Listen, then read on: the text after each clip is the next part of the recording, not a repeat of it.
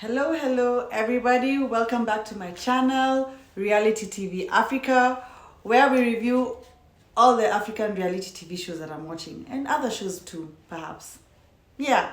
So over here, we love everything reality TV. Okay. So let's get into this latest episode of Real Housewives Ultimate Girls Trip, episode 2. The ladies are a mishmash of different cast members from different South African franchise Real Housewives, and they are in Jamaica, and we're only in episode 2.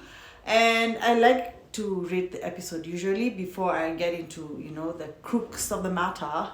So this episode, I'm mixed about it. It was good in terms of humor, in terms of drama, in terms of talking about issues and getting things out there and allowing people to explain their stories. But a few things irritated me here and there, and I'll talk about them. So I'll give the episode an 8. So we start the episode with the ladies still at the dinner that ended last episode, and at this point it had ended off with Lethabo or LaJoy asking Christall if she instigated the fight, a physical fight. This is a fight that happened on their show, Real Housewives of Johannesburg, and that particular season was cancelled because of that fight. If you want to see the footage, it is on my page, both on TikTok and on Instagram. I'll plug those pages below, the links below in my description box. Anyways, Christall obviously doesn't like to be questioned. She doesn't want to be told that she's wrong, and in true Christall form, she denied it and obviously said that Lethabo is out to get her. And I don't know what Lethabo was really trying to get at, and I clocked this even throughout the rest of the episode. She wanted Christall not to always sit in the victim position. She wanted Christall to own her part in the situation and not always be like, woe is me, they're all ganging up on me, they're all attacking me. But what role did you play in this? Joy was very clear about the fact that you can't have 4 or 5 people in a group all not feeling you. You're the common denominator at this point. You can't say they're ganging up on you. Own your part in it. That's what I felt Joy was trying to get at. But at the same time, LaJoy came out in this episode as an advocate for Christall in her absence. Even when you see Christall upset in the first episode, LaJoy walked up and followed her and was like, don't be like that, let's get to know the rest of the ladies. Just because of one person, you can't be upset and let it ruin everything. We're only a few hours in. So you could see LaJoy has a sort of allegiance to the fact that they are from the same franchise and they're both together on this trip. It would have been nice to see them kind of be like a unit or an alliance of some sort. But Christall always wants to see things her way and always wants to see herself as a victim. So it's unfortunate she didn't even see the efforts that LaJoy is putting into kind of, change the lady's perspective towards Christall. Because Christall can be combative, Christall can be exasperating, Christall can be irritating. Christall is very sensitive, and Christall needs to chill the F out and loosen up. Well, at this same dinner, as things are still getting heated, Liz is looking at Christall, and honestly, before this, I had no idea, or rather maybe I just never paid close attention. But Christall has a lazy eye. Is it lazy eye or I wouldn't call it a lazy eye, because lazy eye is when the eyelid is slanted. That's what I would call it. But she has her eyeball is not in the center, it's off to the side. So you can't, if you're looking at her maybe from one eye, you can't really tell that she's looking at someone else or where she's looking. So Liz was genuinely confused, but it made for a very hilarious moment, and of course pissed Christall off to the point that she got up in a half, and Liz thought she was gonna be sort of attacked or in some form shape or form by Christall, because Christall is known to throw hands or throw a glass of wine or throw something. Like, you never know with Christall. So I understand why Liz was on edge, but that moment was hilarious. Everyone laughed, including Lassie. They showed Lassie laughing, but when Lassie ran off to comfort her, she was like, what? No, they're laughing at you. I know. And I'm like, Lassie knows how to ride the fence and how to play the middle. She's basically the Karen Huger. She's the fence, okay? Or rather, she's riding the fence in this cast, among this cast. Also, did you catch the shade with Nonku kind of like calling Mel? Mel had, I think, stepped away from the table, and Nonku was like, where is Barbie? Like, she's kind of, I feel like, to me, Nonku, obviously, I feel like Bev and Nonku had talked before they came, and they had kind of formed their opinion on Mel. And obviously, the whole Mel, her husband, Tammy Taylor situation, and how it played out, they wanted to put her on the spot for it. Also, I'm not sure what relationship Nonku has with Happy in real life, but Nonku clearly came in not liking Mel. Yeah, at some point when they had gone where the rafting, and Mel was like, look, I want to keep a safe distance between Christall and a safe distance between Bev. And Nonku was like, look, we're supposed to all come in with a clean heart. And I'm like, Nonku, did you come in with a clean heart about Mel? Stop it. And in the same breath, you shade Mel's husband. No, Nonku. No, we're not gonna do the double standards thing, because that's what you're doing and it's obvious.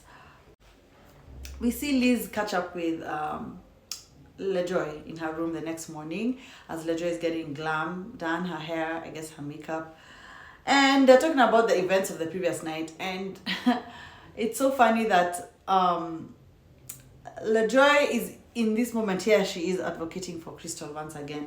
She's asking Liz, are you gonna apologize for, your comment?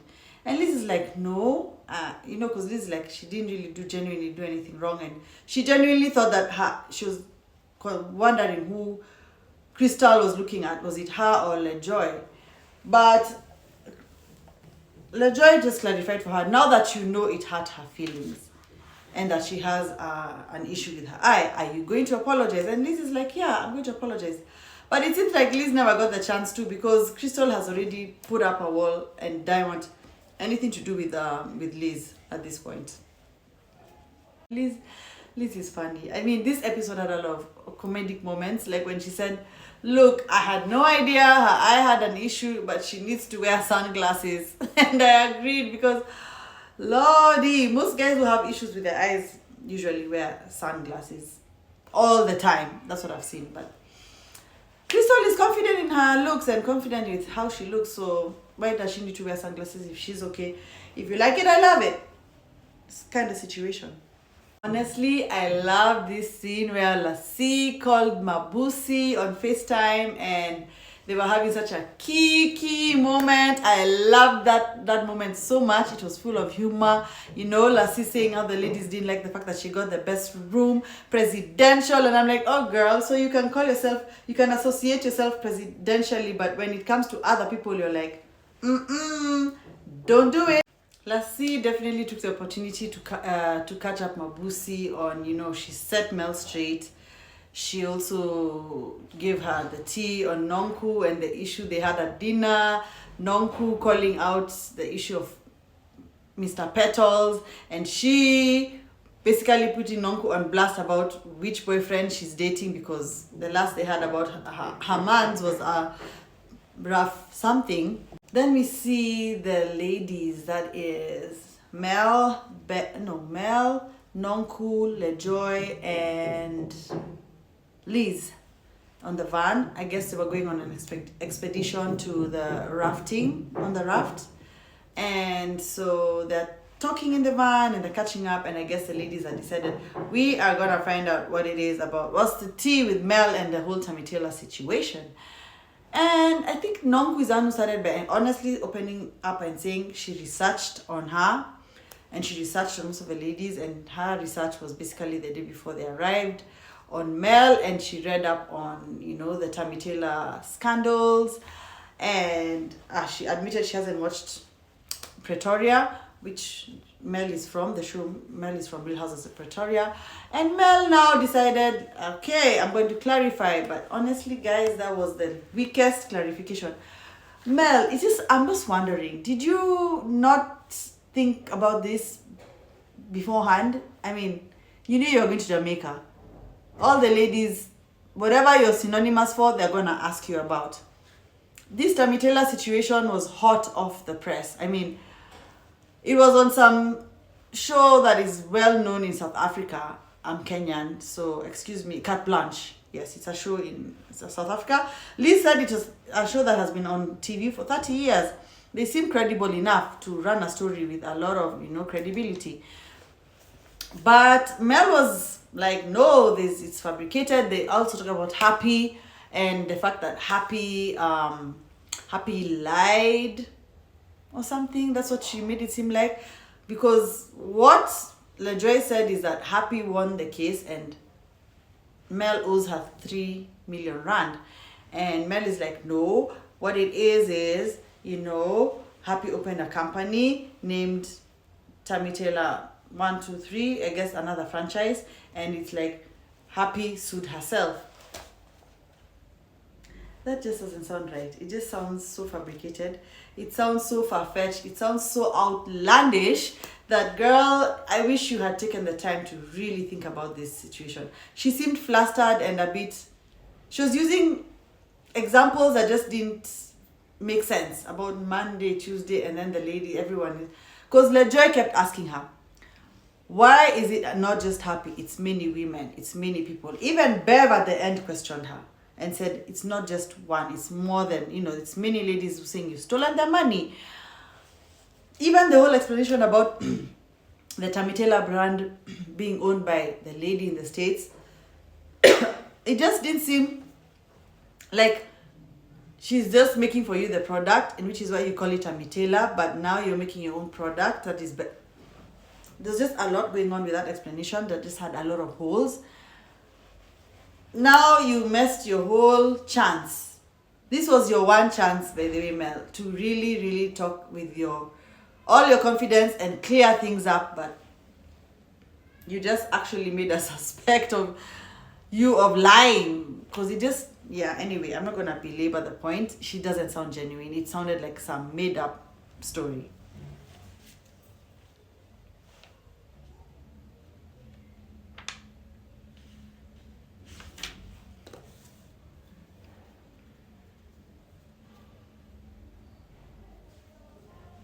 Yeah, then we see a filler scene of Christall in the kitchen with Alton. Alton assuring her that he knows she's a good lady, and the people who are coming for her are Lassie, Liz, and I can't remember who, but Lassie was, I think he mixed up Lassie and LaJoy's names, if you ask me, because Lassie has not come for Christall even once. I think she said Bev, Liz, and Lassie.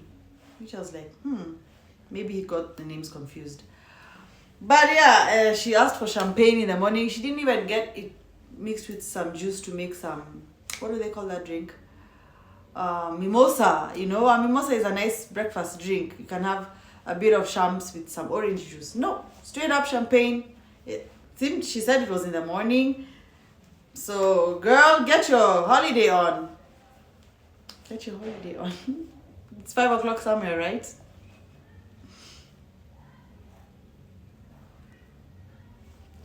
But honestly, at this point, I started getting a bit exasperated by Christall. Because, I don't know, Christall just comes off to me as someone who's very insecure, very defensive, and has just deeper issues than what we know. And I think Bev called it out later, and at this point even I wrote down in my notes, there's something off with Christall. She has a lot of trauma, it feels to me, and it comes from, she wants blind loyalty. She wants to be believed. If she's not believed, she gets very upset and angry and sometimes physical. I don't know, there's something off about Christall. Yes, the scene where Bev and Christall at the pool decide to have a conversation. At this point is when I realized Christall is I'm looking for the words to describe her, but in this instance it was just very immature to expect Bev to not have or try to or like LeJoy in her presence. Like she was saying, you should have done it behind my back and not to my face. Why should she hide that she's okay with LeJoy and trying to make friends with her? Furthermore, what was very clear to me in this instance or in this situation was Bev was like, we're not best friends, but Christall is calling her best friend. So which is it? These two ladies, okay, fine, they've known each other before, I think before the show, and Christall now is accusing Bev of having reached out to her to try and get on their show. And in my head I'm like, okay, even if that's the case, it didn't happen. So, and now Johannesburg is cancelled. Cape Town, we don't know whether it's gonna come back. I had rumors, but I'm not gonna speak on them until it's a fact. But I had rumors that they might be filming at some point this year. So the ladies are still rafting, and they're paired, Mel with LeJoy and Liz with Nonku. And the conversation between Mel and LeJoy was just so surface. And you could tell like Mel's always defense mechanism when she's asked a personal question, whether it's about her husband, whether it's about having kids, whether it's about Tammy Taylor. She's like, these people don't have anything else going on in their lives. So they just want to ask me these surface questions, or they just don't have anything going on in their lives. It's always that for her. Girl, get another thing to say, because these are just conversations and you guys don't know each other. You don't like the questions, fair enough. But what I kind of was kind of like, my answer seemed more realistic this time was the fact that kids change relationships. She's very clear about the fact that she doesn't want kids. And they keep asking her this because she's been very vocal about it, even on her show. Nevertheless, Liz and Nonku were having such a kiki. They were having such a good time laughing. Liz is a good time, I believe. She seems like a cool girl. Well, one thing is clear. LeJoy and Nonku are finding Mel the Barbie very surface. Speaking of Barbie, this last scene was just chaos. When Alton conveniently called the ladies down for, I guess, dinner, but they sat around the living room and you could see there were some had plates, some didn't, but they were having a very intense discussion, and it was just a lot of layered conversations because one second Nonku is going at it with Christall and telling her basically what LeJoy has been saying. You're always a victim in every situation. Can't you own your part in it? Bev and Mel went at it. Bev clearly said, I don't like you, Mel, okay? Let me just say it right now. I don't like you. And Bev and Christall also went at it. They were clarified to the rest of the group that they agreed they're not going to be friends. Bev is okay with that. Bev is even like, whew, I'm relieved. I don't have to carry that burden with me of, being friends with her. Liz and Christall went at it, and Liz knows how to shade. When, I think Christall was like, oh, me and Mel are Barbies, and Liz goes like, yeah, you're Barbie's mom. Whoop. Okay, truth be told, Christall looks older. You can tell she looks older. She's in her 50s. And so, but Liz, that was shady. That was shady, and you intended it to be, which is fine because you don't like Christall anyways. She never even got her chance to apologize for, the night before and the eye thing. I guess she's like, whatever, I'm done with Christall. And then did you see when Nonku tried to, how do I say, put Mel on blast when she saw that Mel is kind of gravitating towards Christall? She's like, oh, but weren't you earlier today saying how you want to put a distance between you and Bev and between you and Christall? And you could see Christall pause. But you see, at this point, Christall is not going to try to fight Mel because she needs a an ally at this point, and it's clear the only person who she may end up being friends with is Mel. Yeah, and I think Lassie, because Lassie keeps checking in on her, and Lassie is just basically riding the fence with everyone. She's not got an issue with anyone really, except Nonku, but even then it's not that deep, you know. These two just know how to spar, you know. It's like watching a tennis match, back and forth, but it's not that deep, you know. Yeah, so that dinner was just chaos. LeJoy was missing. She said she was jet lagged and she was tired. And Christall was like, good, she's not here, because if she was here, I would have been going at it. She's such a B word. And in my head, I'm like, my goodness, if only you knew how LeJoy is advocating for you, even when you're not in the room. Honestly, I hope she's watching this back, but knowing Christall, she'll still be like, I'm standing by what I say. I'm standing by what I feel, and I don't like LeJoy. I'm like, wow, okay, fine.